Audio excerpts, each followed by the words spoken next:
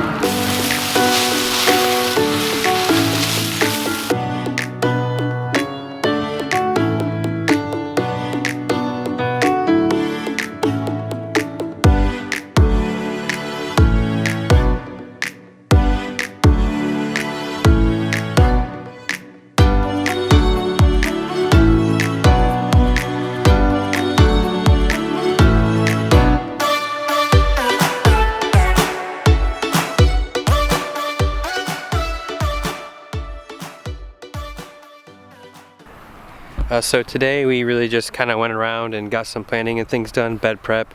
Yesterday we took Janie, Leela, and Nick to the Whitewater Center in Charlotte. That's like an outdoor adventure center, so we did ropes courses, mountain biking, some rock climbing.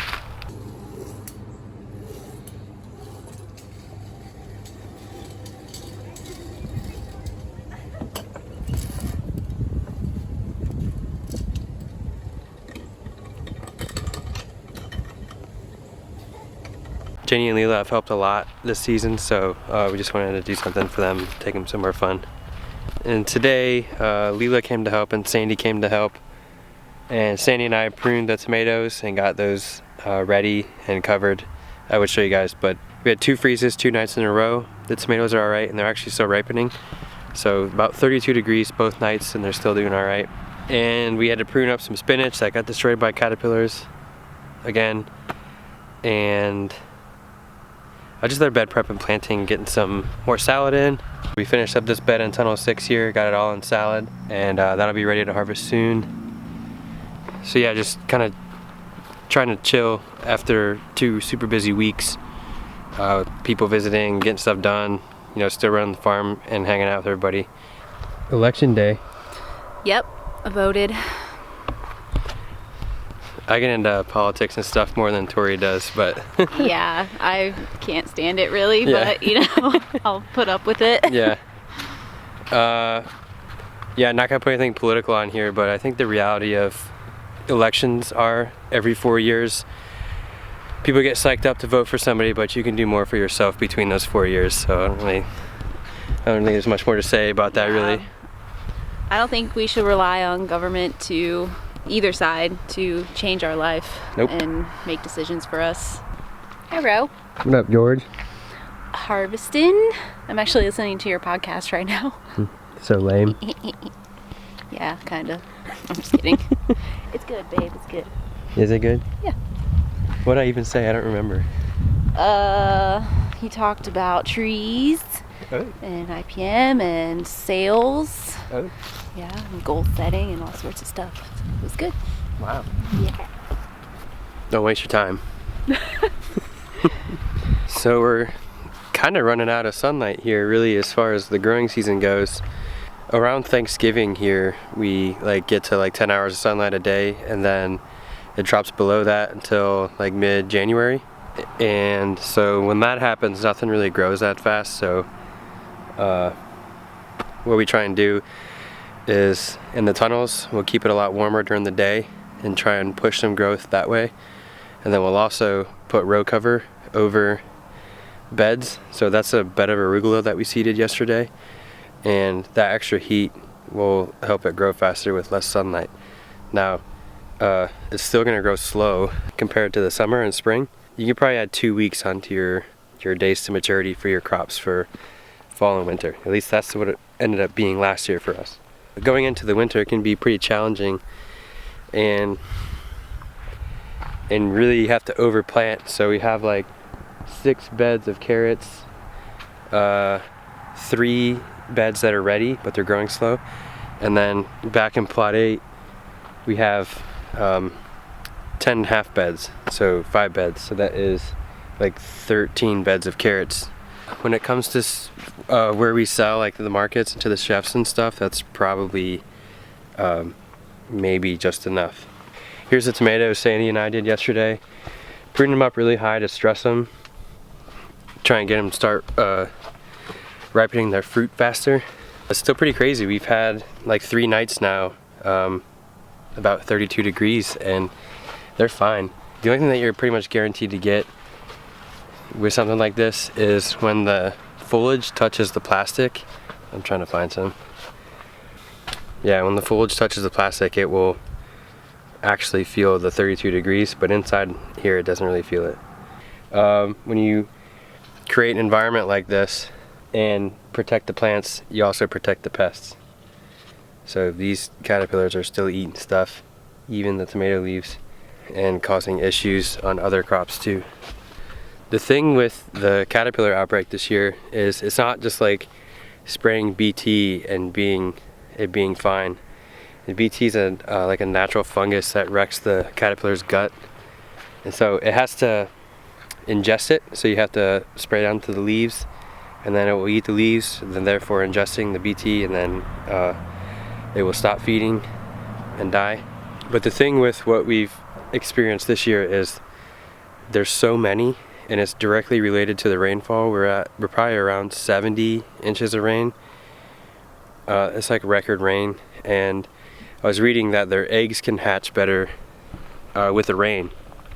So consistently having wet foliage, more eggs hatching, more generations, so you can have an outbreak and then put the BT out, and then a couple days later new eggs hatch. And this isn't realistic here with all the stuff to put ducks out here to eat stuff. I've got a lot of comments about that. We don't put animals out here because we sell this food to people. If it was our personal garden, I maybe would put ducks in there, but the reality with ducks that we've experienced here from some that got out, they come through and they make a mess, they trample over everything, and they rip plants out of the ground. So I know it's like a permaculture thing. When you have an issue, everybody just says, just go put ducks in your garden. It's not going to work like that. It'd be better if it was like an orchard or something, I'd imagine, because they can't pull trees out of the ground. But we had planted an entire bed of salad that's 800 plants, and the ducks got out one day when we were at the market, and we came back home, and like all the plants were ripped out of the ground. The sun had dried out the roots, and they all died. So that's a lot of money in seed, because Salanova is expensive, and a lot of time wasted to planting. So yeah, that's on the duck thing, that's the realistic side of it. It probably, I probably should be out here trying to sell it as some earthy permaculture thing that's going to cure your garden and all that stuff, but it's not going to work that way, especially if you're doing it for production. And food safety issues, you don't want to poop out here. I would rather deal with some caterpillar issues than somebody getting sick. So it's one of those things, we're gonna have to deal with it. Next year it'll probably be something else. Last year it was flea beetles that were really bad. So who knows what it'll be next year.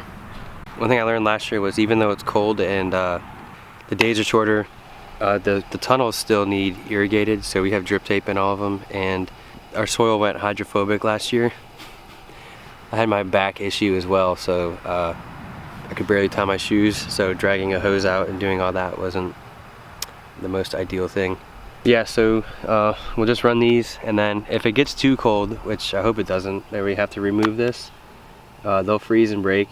Then I'll just set a hose out here, and we'll run the hose to these individual lines and then irrigate that way. But we'll use the timers as long as we can. Dang, George. Love kohlrabi. That's nice. Keep it nice.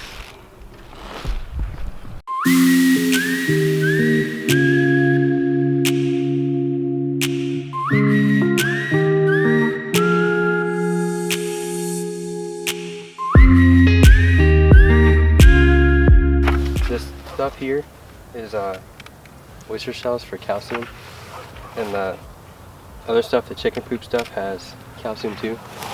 But in the winter and in the summer too, really, you want more calcium in the soil because it makes the cell wall stronger.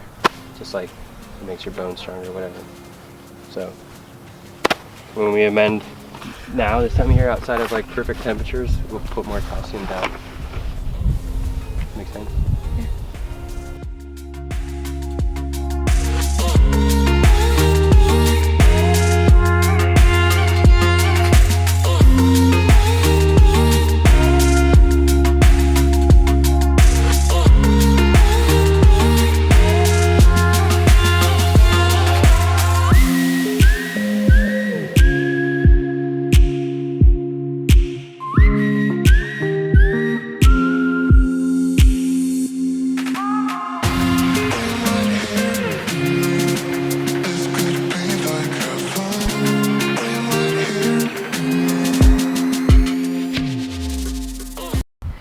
The arugula's watered and I got it covered with the row cover and put sandbags on it. Hi, Row. Thursday, so harvest day, and it's my birthday, and Tori got a GoPro, so I'm gonna use that for tree stuff for the videos, and I'm gonna try and use it here and see if I can work it and stuff.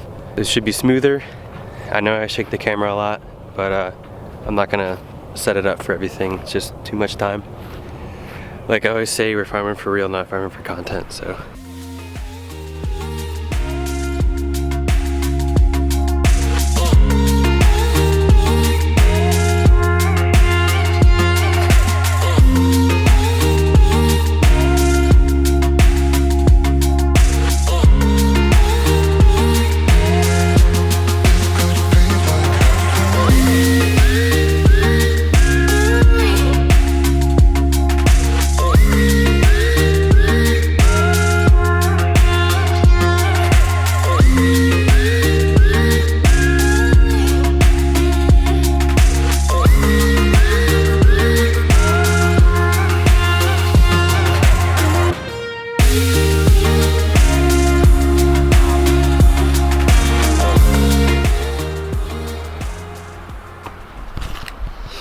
And most families had this plucker for like 6 weeks. Yeah.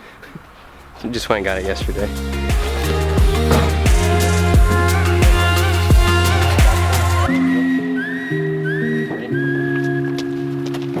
Good.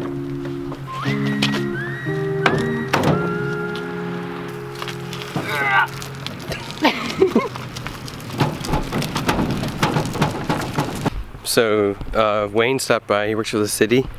Free leaves.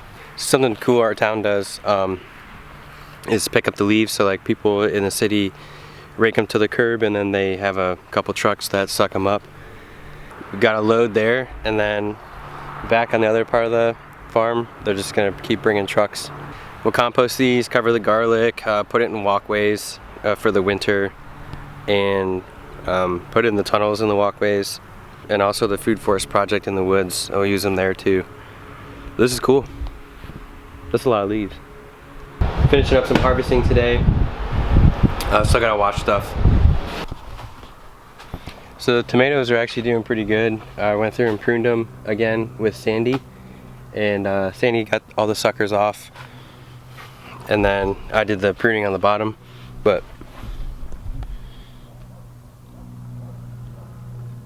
November tomatoes with no extra heat.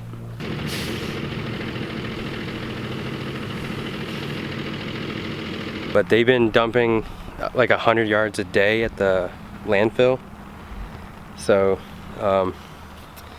the guy stopped by, and yeah, if you guys want to see if your city will do this too, I literally just called him and asked and met him in real life and showed him where they could dump, and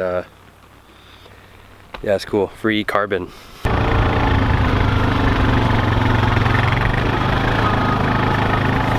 Ah! It took my hat. Yeah. Sorry. Do you want to get it? Yeah. Emma's dad brought these over their trail cams. And we got something eating the chickens. So we're gonna try and see what it is. I've never set these up before, so Emma's gonna teach me. Where have you set the trap before? The trap's always next to the chickens. So it's always been like there? Yeah. So you probably want to set one up on that tree, but then you'll get chickens right here. How far does it take a picture? Probably, it can take a picture to like here. Okay. I'm pretty sure the cats over here are eating the baby chicks. You set it up on that tree. Then. All right, so this thing, is it funny? Why is it funny? The way it looks. Oh. Okay, that red light will flash whenever it's taking a picture, so it sees you right now. Oh, okay. So it's Yeah. just gonna take a bunch of pictures now. It's on video though. But the SD card goes in the bottom, Yeah. and that's it. You just pop it out and look at it, Yeah. and it timestamps it with the date and time. Yeah. How clear is the picture? Clear. Nice. Very clear. Yeah, it won't be like fuzzy or anything. Cool. 'Cause if And one raccoon animal, action. If one animal's walking through there, that means multiple are. Because they Okay. make trails. You could have one facing this way and one facing that way.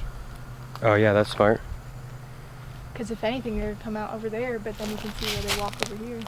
And then the other one faces that way? Yeah, I guess. Okay, so the chickens are over here, and then the other one we put up's down over there along the edge of the woods. Okay, we are putting leaves down on the garlic. Garden cart and the wheelbarrow.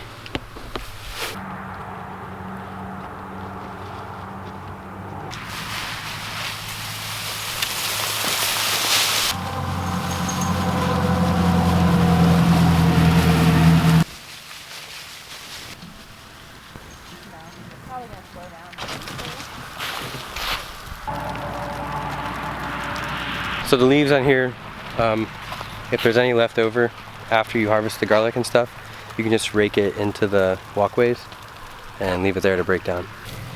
Come here.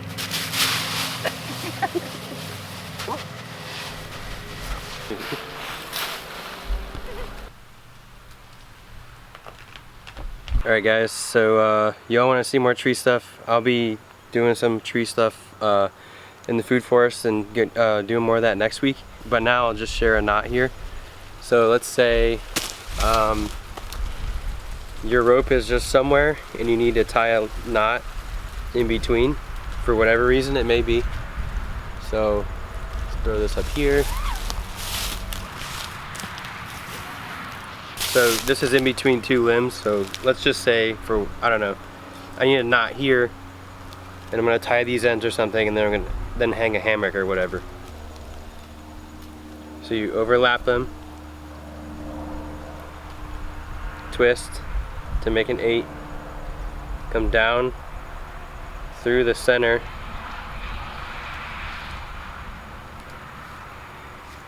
and pull it like that.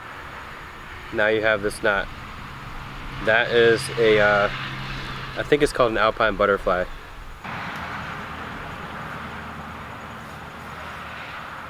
You're gonna overlap it like this.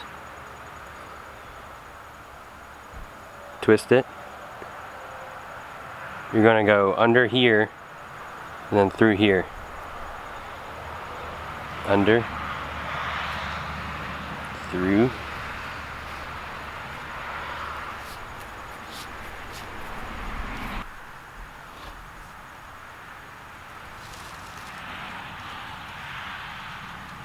So try this again here. I haven't really tied this in a long time because I haven't been climbing much. So we have the loop, twist,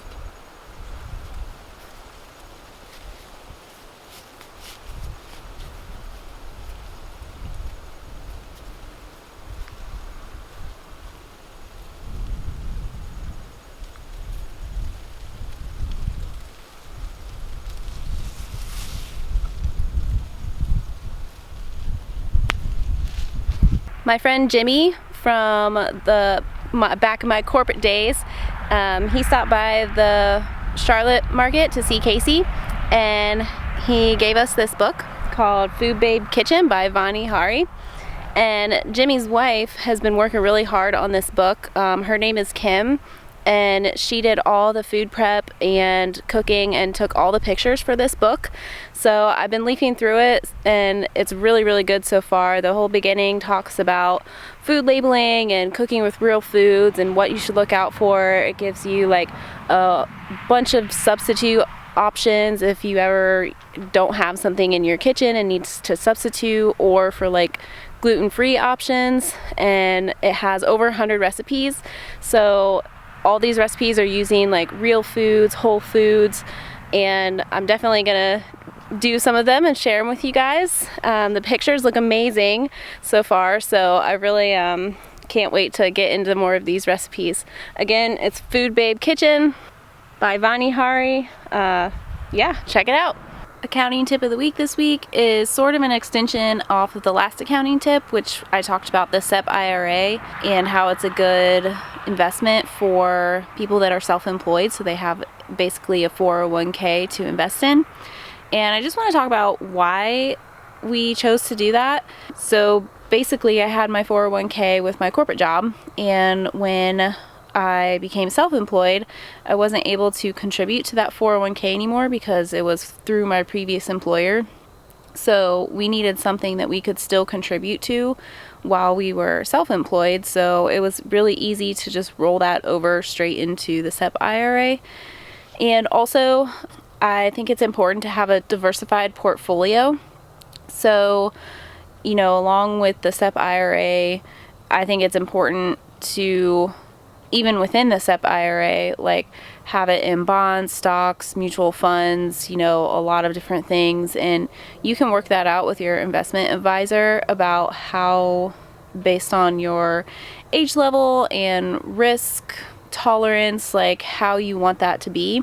So we have that set up the way that we want it to be set up. We're still pretty young, so and we have a lot of tolerance to risk. So I think once we get a little bit older, our risk tolerance will be a little bit less. But along with that, I mean, we have other investments in other different things that give us a really nicely diversified portfolio, that in case something happens with the downturn of the market, that we won't, all our eggs aren't in one basket, so to speak. So we don't, you know, have a lot of risk there. Or even if we do lose money in one spot, we may not lose it in another.